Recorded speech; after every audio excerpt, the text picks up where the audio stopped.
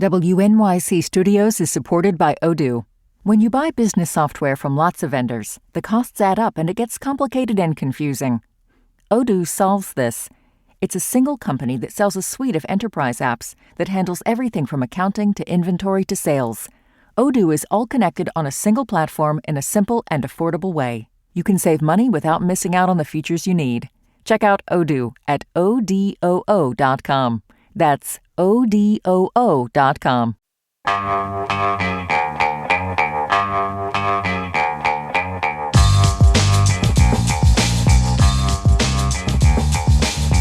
It's the Brian Lehrer Show on WNYC. Good morning again, everyone. New Jersey Senator Cory Booker is here. Call in if you want to ask your New Jersey senator a question. New Jerseyans, constituents' first priority about things going on relevant to the state that are going on in the country and the world. And you can also call about his new book, which we're going to give him a few minutes to lay out the ideas in, called Stand, that seeks to link virtues like patriotism and humility that might help bridge our partisan divides. Senator Booker, always good to have you on with us. Welcome back to WNYC. It's great to be back on with you, Brian. Thank you. And listeners, let me give Senator Booker a chance to discuss the main argument of his book a little bit. And you can call about that, but also certainly about the war. He's on the Foreign Relations Committee, about the Homeland Security funding standoff, which continues, the midterm elections, and more. Even his thoughts about running for president again in 2028, perhaps, which is why some reviews say he's releasing a new book now. But we're going to talk to the senator for a couple of minutes first, so hold your calls for a sec. And Senator, I'm just going to list the 10 virtues that are the chapters of your book as a starting point for our listeners, because it's easy enough to do. They're only one word each. Agency, vulnerability, patriotism, truth, humility, community, creativity, perseverance, grace, and vision. And Senator, I'll ask you about a few individually, but what ties this list together? Well, I've been traveling around my state and even the country the last year since Donald Trump has been elected, and everybody expresses to me feelings of fear and hurt and anger and asks me over and over again, what can I do? And this book is an answer to that. It is stories from our past and our present about Americans, many of them not in high office or not holding positions of alleged power, but how ordinary Americans in the worst of times showed the best of who we are, virtue, not as some nicety, but really as strategy, as a strength of how we actually win in difficult times. And that's the story of America, how ordinary Americans did extraordinary things in line with our best virtues to overcome really, really tough times like the ones we're in now. What does the title Stand mean? It is really started with something that we've all heard from our parents when we were growing up. If you don't stand for something, you will fall for anything. And for me, that's the urgency right now, is not to let your inability to do everything undermine your determination to stand right now and do something in the cause of your country. And in fact, that's the only thing that has ever helped us to get over in dark times. It's by Americans standing up. Something in the cause of your country. So let's take two of the virtues, humility and patriotism. Are they in tension with each other? Like, patriotism these days often gets associated with, pounding your chest and chanting USA, USA. Humility, as an American in the most powerful country in the world, might seem to be the opposite of that. Are they in tension with each other? Not at all. In fact, I challenge exactly that idea of patriotism, that it's not the pounding of the chest. It's actually a quiet devotion. It's this everyday work to align yourself with your country. And I highlight and elevate some people, many of whom saw the worst of this country, that still devoted themselves to this nation, even when the nation wasn't loving them. They loved it so much. And I worry. I mean, I had a friend of mine who raised a flag in front of his house, and his teenage son said to him, "When did we become Republicans?" I really worry about how partisan a lot of our symbols have become. And I worry about Democrats who walk away from those symbols and indulge in a cynicism about our country. one of the best quotes in the book that I loved was from a Patterson chaplain who asked a question during the Civil War: are we a nation or have we a government? I believe we are still a nation, that we have something in common. The lines that divide us are not nearly as strong as the ties that bind us, but we need to rekindle a love of our country that isn't braggadocious and flamboyant, but is that constant service to one another, which is how those incredible abolitionists built an underground railroad. It's how we very quietly were able to change laws in this country because our founders didn't always get it right and needed people in devotion to this nation to fight for her. And it's why James Baldwin even wrote, he says, I love this country more than any other. That's why I reserve the right to criticize her incessantly. It's always about this idea that we're in this together. We share bonds, but it takes work and devotion to advance this nation more towards its ideals. What about grace? Why is grace on your list? Because I think we've become a culture where we too often reflexively hate each other, where we too often demean and degrade each other. And ultimately, grace and forgiveness, to me, are only way we're going to heal and find redemption. The chapter centers around a story of a person that I know you know about, Judge Esther Salas, who here in New Jersey had her son tragically murdered. Somebody was stalking her, who murdered her son and shot her husband. And I tell you, when we were interviewing her and going over her stories, I felt like she took me on a journey of redemption and healing. And she talked about the power of forgiveness, not as a gift to someone else, but almost like a declaration that I'm not going to let this kind of hate and violence warp my soul. And I'm going to remember my son by showing his grace, his love, his light. And she made herself very vulnerable, which is another chapter, but she really opened herself up and showed that often we are strongest at our most broken places. I recommend the new Knives Out movie, which has grace for people who you consider evil as a major theme, just as an aside. But listeners, we're going to take a little break with Senator Cory Booker. We're going to get his line solidified. You heard that it was breaking up. We can start taking phone calls for him, 212-433, WNYC, 212-433-9692. You can also text your question to him at that number. He wrote a book 10 years ago called United, which had a very similar theme. And I'm going to ask Senator Booker when we come back from the break if now is the time for the kinds of things he's been saying here so far with United and with Stand and bridging our partisan divides, or is it more a time to just stand against authoritarianism like at a No Kings rally, and he attended one over the weekend, and that needs to be the central message.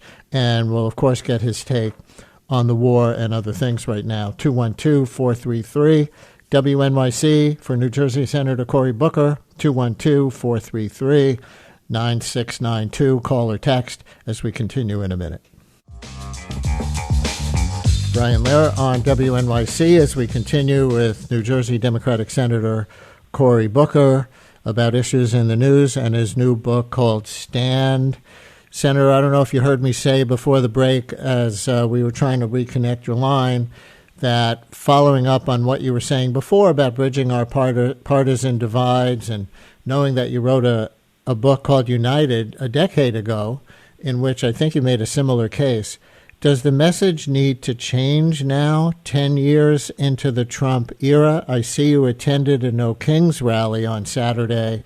Why not center that and the need to fight authoritarianism, from your party's perspective, more than bridging partisan divides, which might sound Pollyanna-ish to some people? Yeah, well, the book is definitely not centered on bridging partisan divides. It's about elevating the truth of the best of who we are. If anything, this is a book that is a recipe for how we fight and how we win. because virtues actually are our greatest strength. And a great example of that is, we didn't beat Bull Connor and George Wallace by bringing bigger dogs and bigger fire hoses. They actually didn't double down on his hate and darkness. They actually brought moral imagination that appealed to our nation. They called to the conscience of our country.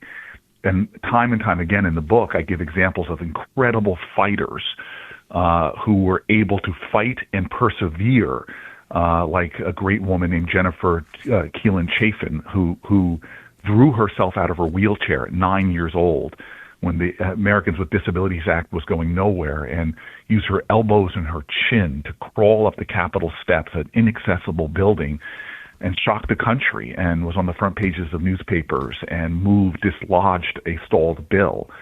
We see time and time again how activists in this country demonstrate that change doesn't come from Washington. It comes to Washington by Americans who take a stand, who live up to our best values, don't reject them for convenience, don't play by the rules of the despots and the authoritarians, but actually are able to awaken the conscience of their country by exhibiting that grace, that patriotism, that devotion to nation.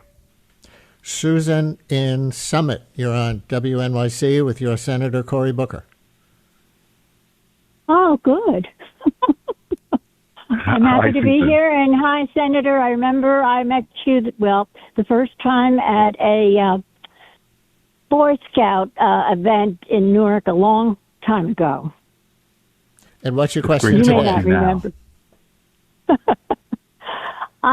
What my call had to do with, which is something very upsetting to me, when they dismissed, I believe it was 3 or 4 young black men from getting their 1-star general, and I'm not sure the number, or 3 or 4 Latinos, just dismissing them from getting their 1-star general. And I see a lot of this going around where the black people, Latino, women are being not getting opportunities or having them taken away.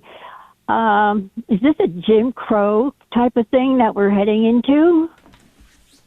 Yeah, and for people who don't know, here, let me just say what one of the things she's referring to that people may not have heard. Here, for example, is a Guardian headline on that. Hegseth reportedly cuts 2 black men and 2 women from military promotion list. And, of course, the implication is he did it without respect to their qualifications. Are you familiar with that particular issue?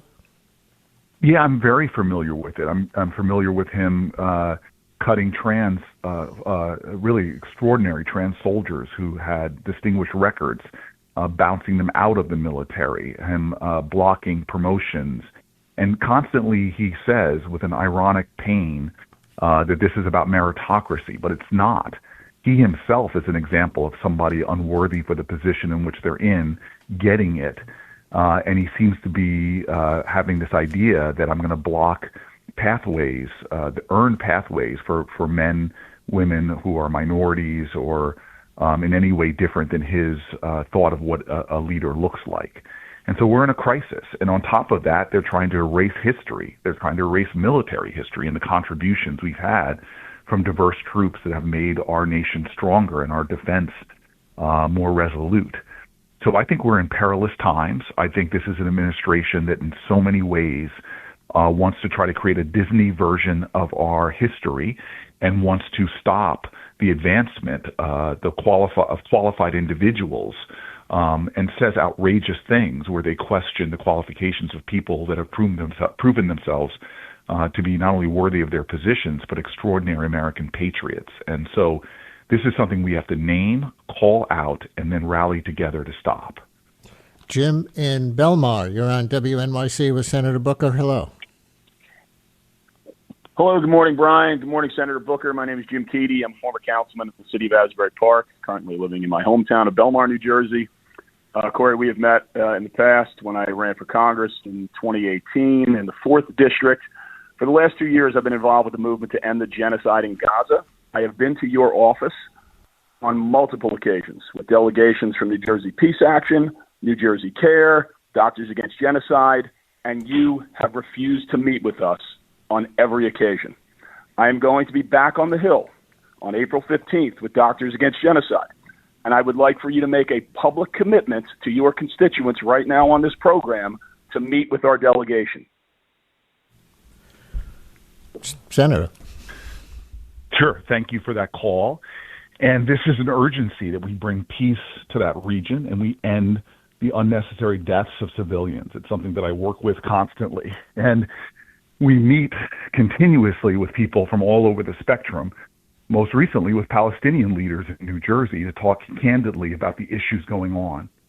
So I'm going to continue in every way possible to be an effective advocate and leader to make sure that we not only bring the crisis in Gaza to an end, but as you probably know, I'm the leader of legislation amongst the Democrats to stop the needless and senseless killings in the West Bank, where we see settlers continuing to persecute Palestinians in the West Bank.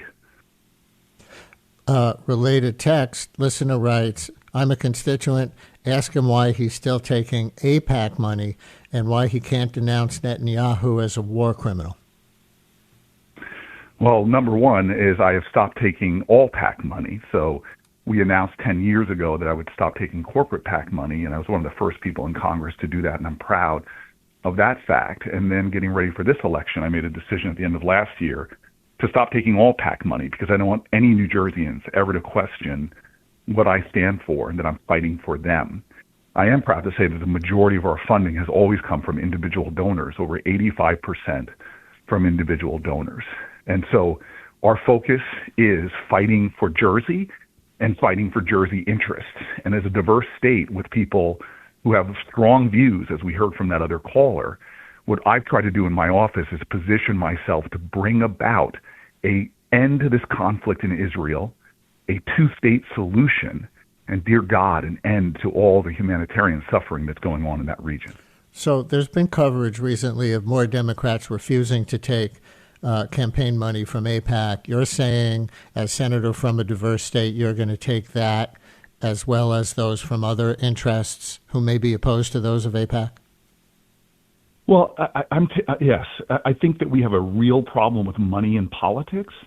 And a lot of people want to say this person's bad, this PAC is bad, that PAC is bad.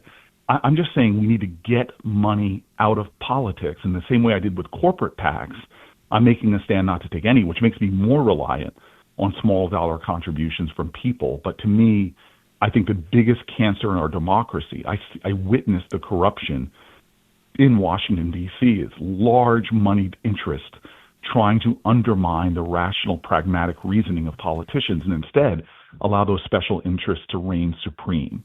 So instead of singling out this source or that source, we should get it all out of our politics, and that's why I'm not taking any corporate PAC money or any issue advocacy money either. Somewhat related, as we are in the midterm election season now, you got mentioned in a Politico article last week about the growing influence of controversial left-wing influencer and streamer Hassan Piker in the Democratic Party. The article was called "The Democrats' Piker Pickle," as he becomes a surrogate for some midterm Democratic candidates. And it notes that in an interview with Politico, Piker downplayed accusations against him, like by the center-left think tank Third Way, that Piker had a history of anti-American, anti-women, anti-Western, and anti-Semitic comments. And then it named you as one of a few Democratic senators who said you would not go on Piker's stream. Can you confirm that? And if so, why is that your stance? Yeah, I'd be honest with you. I was not that familiar with this person until my staff came up to me and showed me a lot of the quotes that he said that seemed to me strikingly wrong and problematic, to say the least. And so I have lots of people, as you heard another caller, that I spend my time with and listen to and talk to. You know, I'm a person that's trying to heal and bring people together from different perspectives. So from what I've been presented by my staff, that's not somebody I want to sit down with. And just to put a pin in the earlier caller's question to you, it sounds like you did not and you don't want to on the show commit to meeting with him or his group, that former congressional candidate and Asbury Park official, as he asked? There's lots of groups asking to meet with me. I literally take as many meetings as I possibly can and go around the state on the issue that he's bringing up. I'm confident that I'm talking to a lot of New Jerseyans. I'm not going to make a commitment like that to him over the radio. He can come to my office and talk with my team. I'm happy to have that happen. Before the Senate went on Passover and Easter recess, the Senate and House, as you know, couldn't agree on a measure passed unanimously by the Senate, we should say, to end most of the Homeland Security shutdown, including for the TSA agents at the airports. How do you see that situation? It's very frustrating. As somebody who just came through an airport this morning in Newark, I get very angry that we were fighting for weeks to get the deal that passed unanimously through the Senate, which was to pay TSA, get ICE out of our airports and stop funding this reckless and out of control agency that's doing so much damage within our country, within our communities, as we've seen here even most recently in New Jersey. And so we have a president now that stepped forward and says he's going to pay TSA, claiming powers, if he had, that he should have done it weeks and weeks ago. And this has never been about TSA. It has always been about ICE. And it's always about bringing them to account. They are doing things in our communities that violate the values and the decency of Americans from all political backgrounds. And that's why I'm standing firm. And New Jersey should know I'm not going to vote for another penny for an agency that's doing such damage to our communities. Trump did issue an executive order to get TSA workers paid again, possibly starting today, is the reporting I'm hearing. So just to take your local airport as an example, in the city where you were mayor, how and how quickly do you think that's going to help the lines at Newark, like if people are flying in the next couple of days?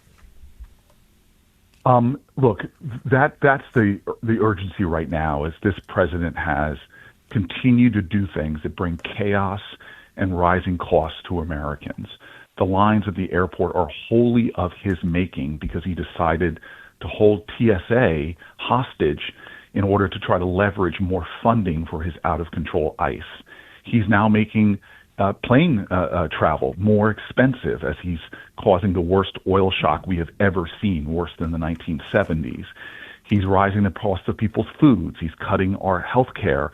He's cutting food programs for our kids. This is a president that is cruel, chaotic, and rising costs. And the friction that's being caused at our airport is just yet another example of a president who's reckless and doing things to hurt so many people in our state. You were just leaning into or toward a discussion of the war with the oil prices going up. I actually want to play you a clip from the Conservative Political Action Conference over the weekend. This is Reza Pahlavi, who you probably know is the son of the former Shah of Iran, who the United States had helped keep in power before the 1979 revolution. So Reza Pahlavi was a speaker at CPAC, and he made this case for the rightness of the Trump war policy and its success. Listen. Operation Midnight Hammer and Epic Fury have done something extraordinary. The killing of Khamenei and many of his henchmen, the destruction of more than 80% of the regime's ballistic missile arsenal, and the obliteration of the nuclear sites have leveled the playing field. This did not happen by accident. It happened because of President Trump's resolve and the courage of American troops.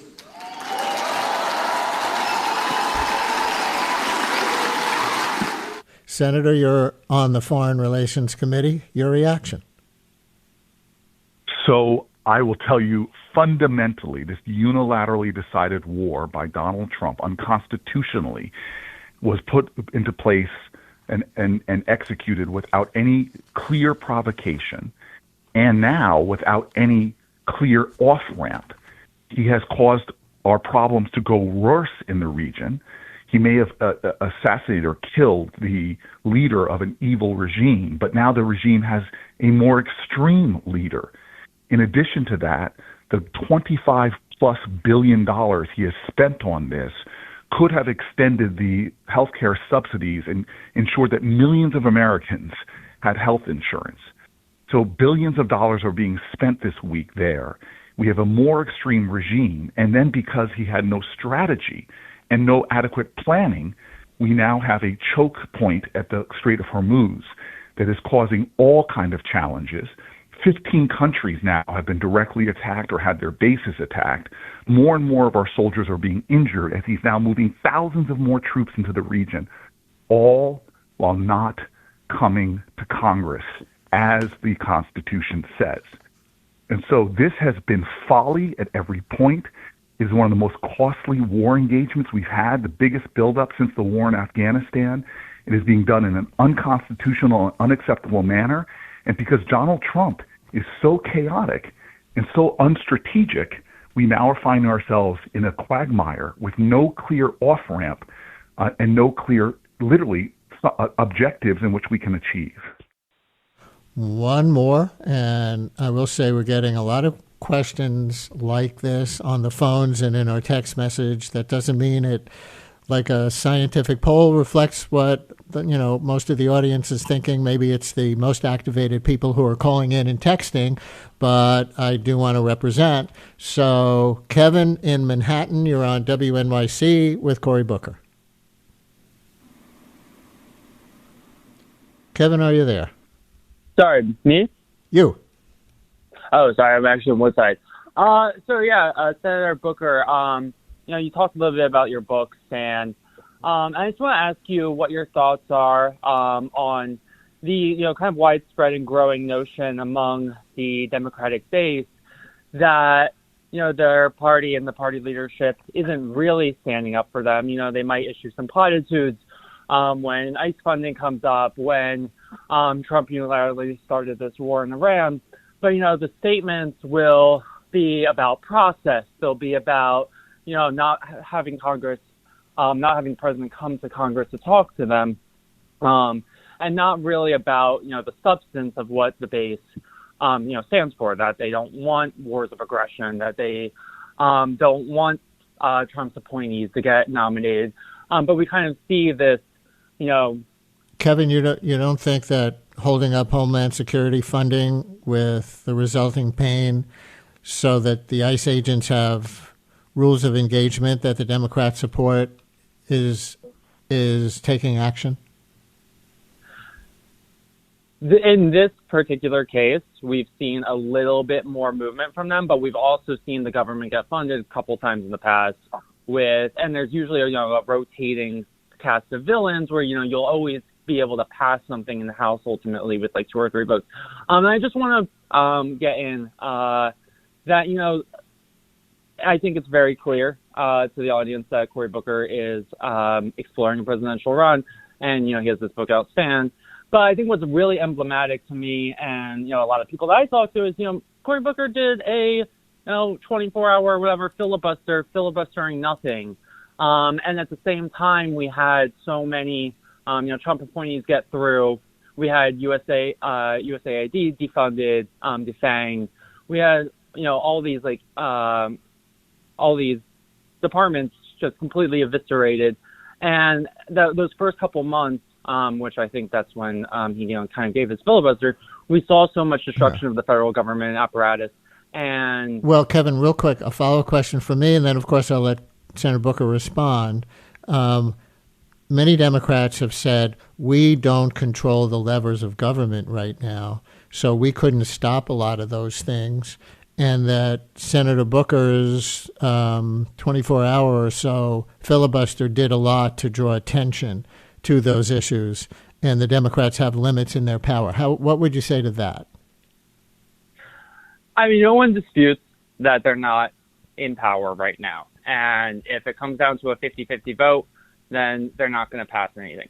But there's been so much capitulation at every step of the way. Each potential battle that comes up with the administration somehow succeeds. And let me leave it there. You put a lot on the table. Senator, we're coming toward the end of the segment. Give Kevin a response. Well, I think Kevin's anger or frustration is justified. I feel the same way. Now, look, when I was mayor of the city of Newark, when I was a city council person, they had the power. But I did, and you remember this, Brian, because you interviewed me during these times. I did a 10-day hunger strike on the projects. I moved into a mobile home to park it on the worst drug corners in the city, not only to bring attention to it, but to try to work with the community to fight against it. You are not powerless. None of us are powerless. That's why I wrote this book, to try to give example after example, both inspiration and instruction, of people just as angry and frustrated as the caller, and what they can do with that frustration to fight the problems that we're seeing. And if you want to talk about the Democratic Party, as I say in the book, and as I've said many times, I share your frustrations. I was outvoted when some of the moderates in our party went along to fund the government more than once, and I was so angry and frustrated. In fact, one of those continuing resolutions is what contributed to leading me to the floor to stand for 25 hours. It's why months later I did a sit-in with Hakeem Jeffries all day on the Senate steps to draw attention to other things. We all have to think in this time about how we fight. Yes, elections have consequences. They control the House, the Senate, and the White House, but we still have power. And so I want to change the Democratic Party. This young man sounds young. I'm calling for new leadership in the Democratic Party. I think this is the last baby boomer president we'll ever have. We have the last baby boomer heads of the Senate. It's a great generation with a lot accomplished, but now what are we going to do? X, millennials, and Z, it's our turn. And I don't want the same old Democratic Party. It's time for a renewal. It's time for some redemption, and frankly, it's time for new vision about not only how we fight, but what are we fighting for, not just what are we fighting against. And so that's the kind of boldness that I want, and I'm trying to lead in that way. And I hope folks see that I'm not only trying to lead that way to fight in the Senate, but hopefully to inspire, and that's why I wrote this book, more people to take action in this time, because King said it, and I end with this. What we have to repent for in his day and age, he said, is not just the vitriolic words and violent actions of the bad people, but it's the appalling silence and inaction of the good people. When more people stand up and fight and get engaged and do more, we still live in a nation where the power of the people is greater than the people in power, and we can win. This is how we always have. Senator Cory Booker, his new book is called Stand. Thanks for sharing it with us, Senator. Thank you. Thank you very much. Since WNYC's first broadcast in 1924, we've been dedicated to creating the kind of content we know the world needs. Since then, New York Public Radio's rigorous journalism has gone on to win a Peabody Award and a DuPont Columbia Award, among others. In addition to this award-winning reporting, your sponsorship also supports inspiring storytelling and extraordinary music that is free and accessible to all. To get in touch and find out more, visit sponsorship.wnyc.org.